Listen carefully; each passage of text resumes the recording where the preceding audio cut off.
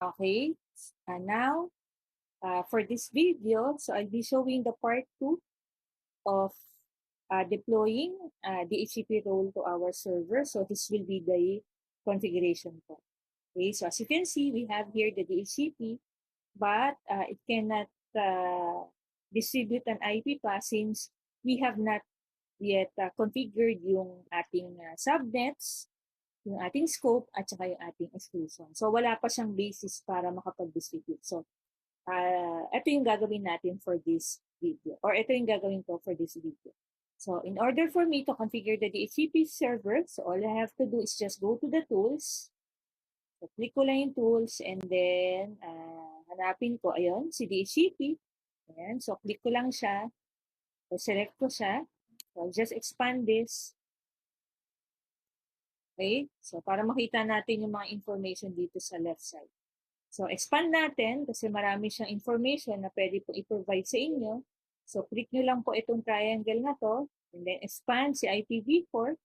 So, for now, we will focus on IPv4. So, since we will not be using CIPv6, since IPv4 is still the standard in terms of the version of the IP address that we are using for our devices. So, in order for us to, the first one is we need to deploy a scope, okay, or configure a scope. So, click po natin si IPv4, select natin, ayan, mag-a-add tayo ng scope.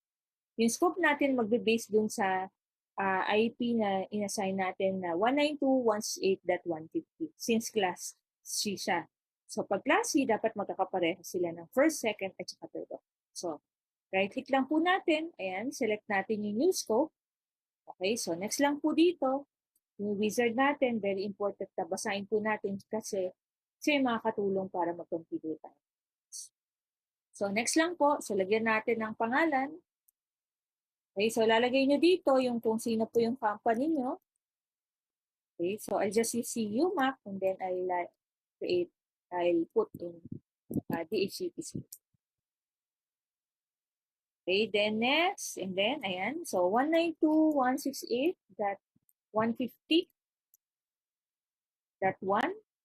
Okay, since class C siya, so usually ang scope ng usable host addresses pag class C is 1 hanggang 254. So kaya ang ilalagay ko, 192.168.150, ang end niya is hanggang 254. Okay, so next. So exclusion.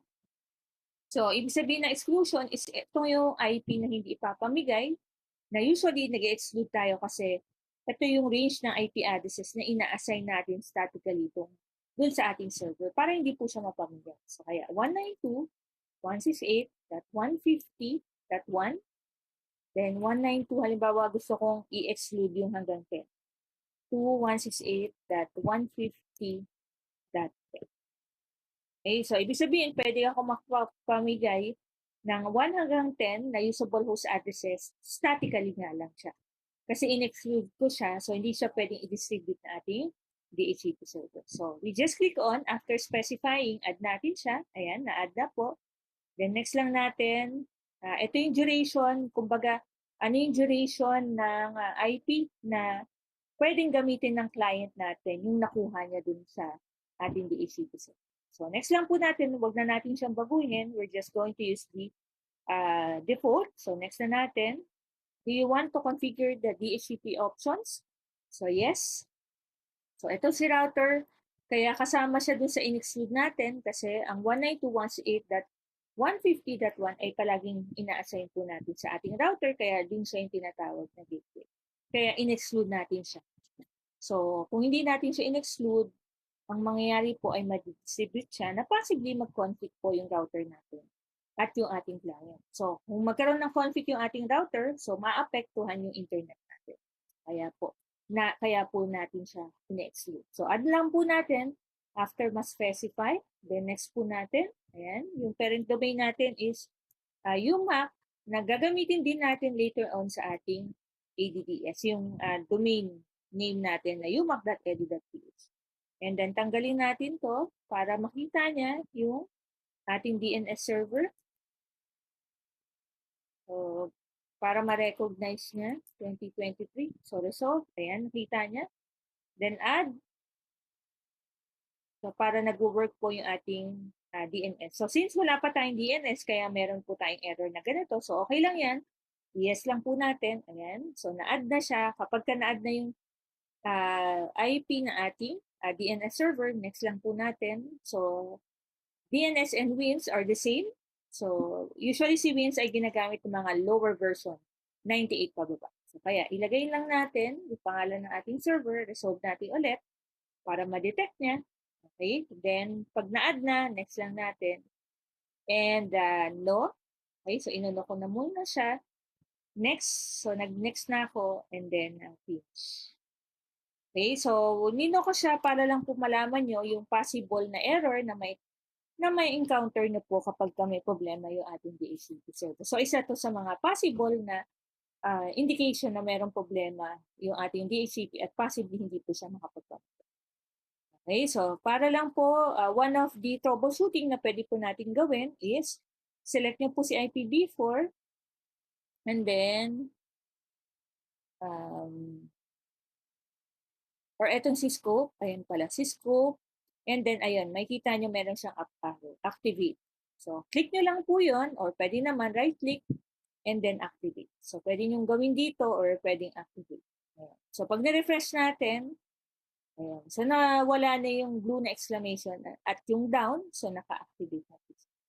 So, therefore, itong ating DHCP ay ready na siyang makapag-execute. So, punta tayo sa ating Windows 10. And so, ready na siya. So, magla-login lang ako. PA $word1. Okay, so, dapat itong si client ko ay dapat, so, check ko rin yung network adapter. Ayan, naka-nut siya. So, i-change ko lang siya sa bridge. Okay, para parehas po sila. Okay, so, kumbaga, they will be in the same network. So, inano ko. Okay, so, I just have to make sure na itong client ko ay hindi po siya naka-static. Dapat naka-update siya. So, change adapter. Mamaya ka na. Okay. Kasi kaka-install lang netong aking Windows 10. Ngayon lang siya natapos. So, check ko lang na dapat naka-obtain siya. Ayan, naka-obtain na. Okay, so I'll check kung gumagana na yung aking DHCP server. Okay, so CMD para maka-acquire. So, I'll use the tools ipconfig/release and /ring. Okay, so ipconfig, check ko kung nakakakuha na to ng IP/all.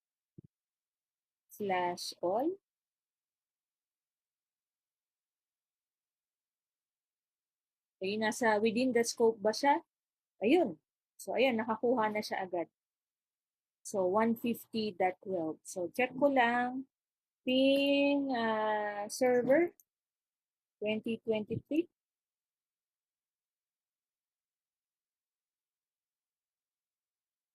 Check natin. Punta tayo kay ayan. Okay, nakuha na siya. Ayan. Ito yung aking computer. Then, ito yung si desktop natin si Windows. So, ping natin yung 192.168.150.2.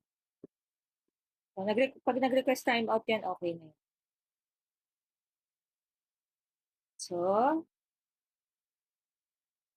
okay na siya. So, yan na. Nakakuha na ng IP. So, yung method na to, ito yung tinatawag na automatic IP address assignment via the DHCP server. Yung tinatawag naman nating manual kapag ka naglagay po tayo sa reservation.